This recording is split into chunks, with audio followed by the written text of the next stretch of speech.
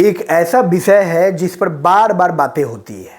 इस कलयुगी युग में, इस कलयुगी दुनिया में तरह तरह के लोग अपने अस्तित्व में हैं। कुछ अच्छे हैं, कुछ बुरे हैं। कोई भी इंसान पूरी तरह से अच्छा नहीं है। हर इंसान में जो है अच्छाइयों और बुराइयों का समागम है। यदि इंसान पूरी तरह से अच्छाइयों से आच्छादित हो जाएगा तो वो इंसान नहीं, वो भगवान की श्रेणी में आ जाएगा। तो इस दुनिया में, इस मृत्यु लोक पर जितने भी लोग दिख रहे हैं वो सब इंसान हैं और उनके अंदर अच्छाई है, उनके अंदर बुराई है। हर सिक्के के दो पहलू होते हैं। हर व्यक्ति में सकारात्मक कुछ पहलू है, कुछ नकारात्मक पहलू है। लेकिन एक विषय है जिस पे कई वर्ष पहले से चर्चा हो रही है और कई वर्ष बाद तक भी चर्चा होती रहेगी, लेकिन इस पर जो है विद्वानजन एकमत नहीं है। क्या हम अपने जीवन में मांसाहार का सेवन करते हैं, हम अपने जीवन में जीव हत्या करते हैं, क्या ये सही है?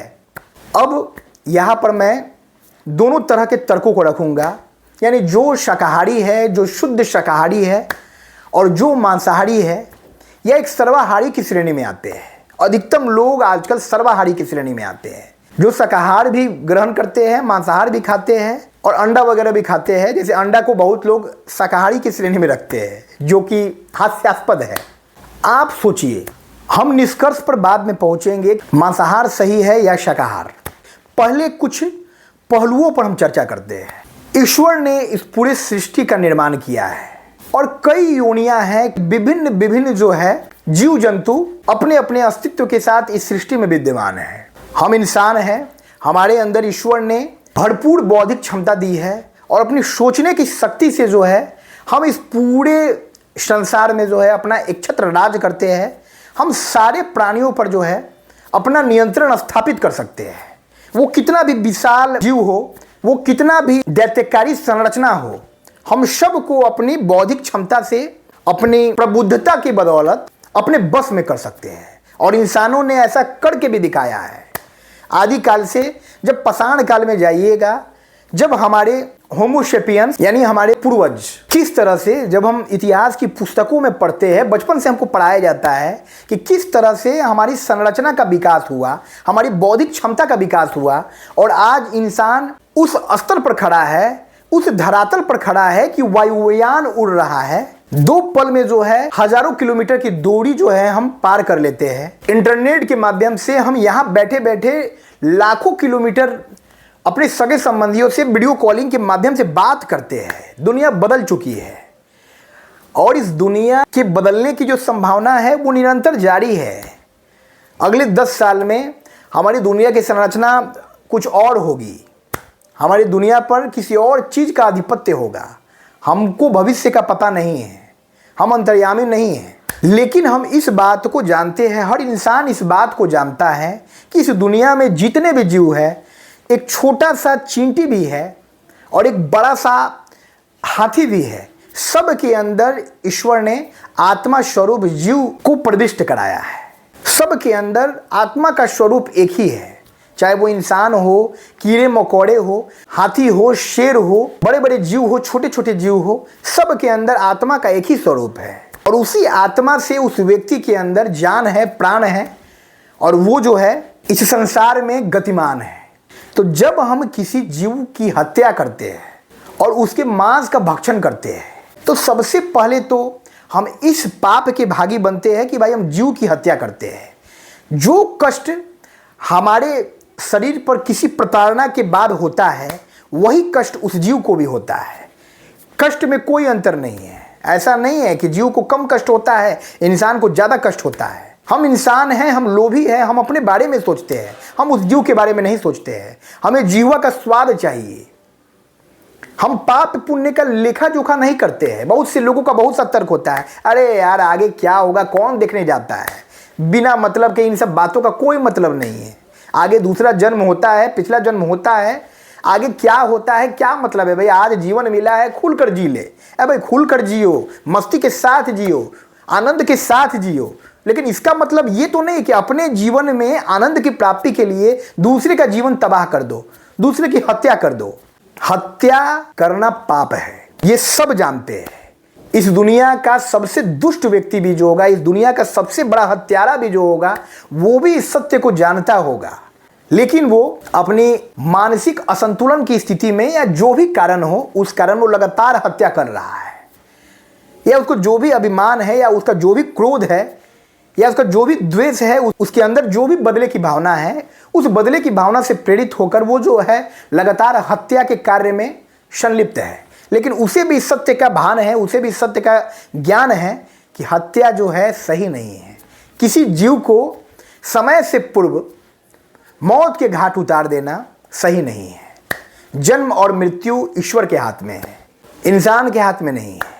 कोई कितना भी धनवान है अपने पैसे से किसी का जन्म नहीं करवा सकता है, लेकिन आज के इस कलयुगी युग में जो है अपने पैसे की ताकत से वो किसी को मौत के घाट उतार सकता है। ये ईश्वर के कार्य में हस्तक्षेप है, जिसे पाप की श्रेणी में रखा गया है। फिर भी इंसान बहुत तरह का तर्क देता है और अपने जीवा के स्वाद को मिटाने के लिए वो मांसाहार को सही साबित करता है, जो कि बिल्कुल गलत है। अब ऐसा नहीं है कि भाई मैं शाकाहारी हूँ तो मैं शाकाहार के पक्ष में बोल रहा हूँ।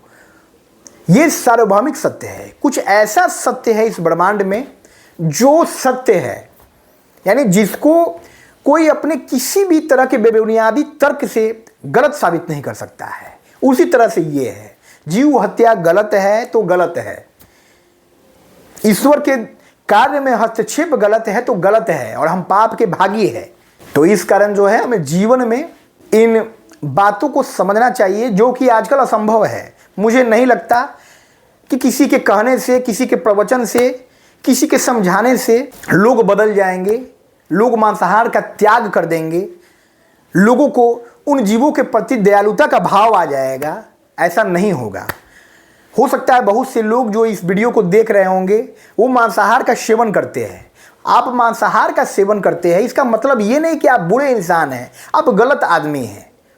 भाई ये दिनचर्या बनी हुई है, ये प्रथा बनी हुई है, और आप उस प्रथा को आगे बढ़ा रहे हैं। आपके पूर्वज जो है वो भी जीव हत्या करके अपना पेट पालते थे। उस समय परिस्थिति कुछ और थी, लेकिन अब वो परिस्थिति नहीं है। अब वो परिस्थिति नहीं है, अब साग का अभाव नहीं, अब शाकाहारी भोजन का अभाव नहीं है कि हमको दूसरे जीव का हत्या करके जो है अपने पेट की आग को बुझाना पड़े। तब तो जब ऐसी बात है तो एक ऐसा भी दिन आएगा, एक ऐसा मंजर भी आएगा जब इस संसार में जीवों की कमी हो जाएगी। तब तो इंसान एक दूसरे को मारकर जो है खाना शुरू कर देगा, और इसकी भी संभावना बताई जाती है। वो घोर कलयुग का समय होगा।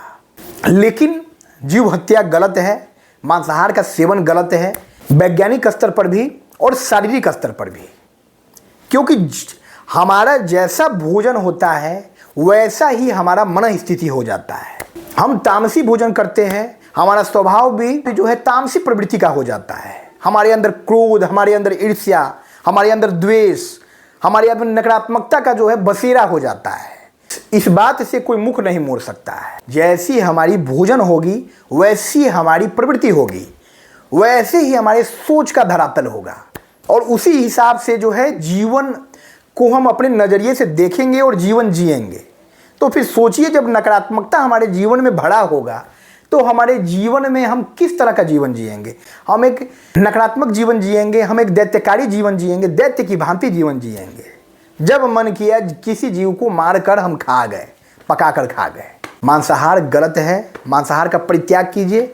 अभी बहुत से लोग मेरे संपर्क में भी है, मेरे परिवार के भी संपर्क में हैं, और मैंने उनको देखा है कि डॉक्टरों का, चिकित्सकों का सलाह भी आता है कि भाई शारीरिक स्तर पर भी जो है मांसाहार से आपको इस तरह की बीमारी हो रही है, इस तरह की परेशानी हो रही है। अब ऐसा नहीं है कि जो शाकाहारी भोजन कर रहे हैं उनको कोई बीमारी नहीं होती, उनको कोई परेशानी नहीं होती है। उनको भी बहुत तरह की परेशानियां होती है। इससे बीमारी का कोई संबंध नहीं है। लेकिन फिर भी हमें इस पाप से बचना चाहिए, हमें इस जीव हत्या से बचना चाहिए, हमें मांसाहार का जो है त्याग करना चाहिए, हमें सात्विक भोजन अपनाना चाहिए, हमें सात्विक जीवन जीना चाहिए, ताकि हमारे जीवन में सकारात्मकता का संचार हो और हम अपने नौनिहालों को विरासत में कुछ बहुत ही बहुमूल्य दे सके, जिसको पाकर उनको अभिमान हो कि भाई हमारे पूर्वज कितने सत्कर्मी थे, कितने सद्गुणों के वाहक थे, जिन्होंने हमें जीवन में ये सीख दी। हर जीव से प्रेम कीजिए, हर जीव में आत्मा स्वरूप ईश्वर विराजमान है। जो कष्ट हमको होता है, एक चोट लगने पर जो कष्ट हमको होता है, वही कष्ट उस जीव को भी होता है।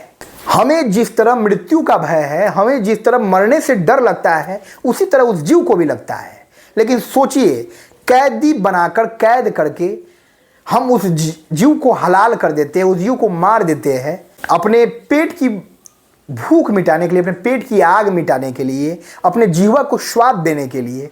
क्या मतलब है उस स्वाद का जो किसी के प्राणों की बलि चढ़ने के बाद प्राप्त हो रही है। बहुत से लोगों को मैं देखता हूँ कि उनके घर में जब किसी नए बच्चे का जन्म होता है तो उसके जन्मोत्सव पर, उसके जन्मदिन पर जो है मांसाहार की पार्टी होती है। मैं बिल्कुल इसके पक्ष में नहीं होता हूँ। मेरा ये कहना है कि भाई, यदि आप मांसाहार का सेवन करते हैं, आप कीजिए। आप यदि बहुत तरह का तर्क देते हैं कि नहीं मांसाहार का सेवन करना चाहिए, भाई नहीं, मांसाहार का सेवन करेंगे जीवों की संख्या बढ़ेगी, असंतुलन की स्थिति आ जाएगी, जैविक असंतुलन की स्थिति आ जाएगी। बहुत तरह का कुतर्क है उन लोगों के पास। तो मैं उन लोगों को बस यही कहता हूँ कि भाई आप खाते हैं, खाइए, आपका जीवन है। मैं शाकाहार का सेवन करता हूँ, ये मेरा जीवन है। हमारे बीच कटु संबंध नहीं होना चाहिए, हमारे बीच द्वेष नहीं होना चाहिए, हमारे बीच शीत युद्ध नहीं होना चाहिए। वो आपका जीवन है, आप जी लीजिए, ये मेरा जीवन है, मैं जीऊँगा। मेरे जीवन का जो परिणाम होगा, मेरे जीवन का जो निष्कर्ष होगा वो मुझे मिलेगा, आपके जीवन का जो निष्कर्ष होगा वो आपको मिलेगा। लेकिन जन्मोत्सव पर जब आपके घर में नन्ही किलकारियाँ गूंज रही है, कोई नन्हा मेहमान आया है, एक नन्हे बच्चे के अंदर ईश्वर ने आत्मा स्वरूप परमात्मा को प्रवेश कराया है, ये बहुत हर्ष का विषय है, बहुत खुशी की बात है। लेकिन इस समय जो है, आप किसी और के बच्चे को उसके माँ बाप से जुदा मत कीजिए, उसके माँ बाप से अलग मत कीजिए। आप अपने बच्चे के आने की खुशी में मांसाहार की पार्टी करते हैं और नन्हे मुन्ने किसी जीव का जो है बलि चढ़ाते हैं।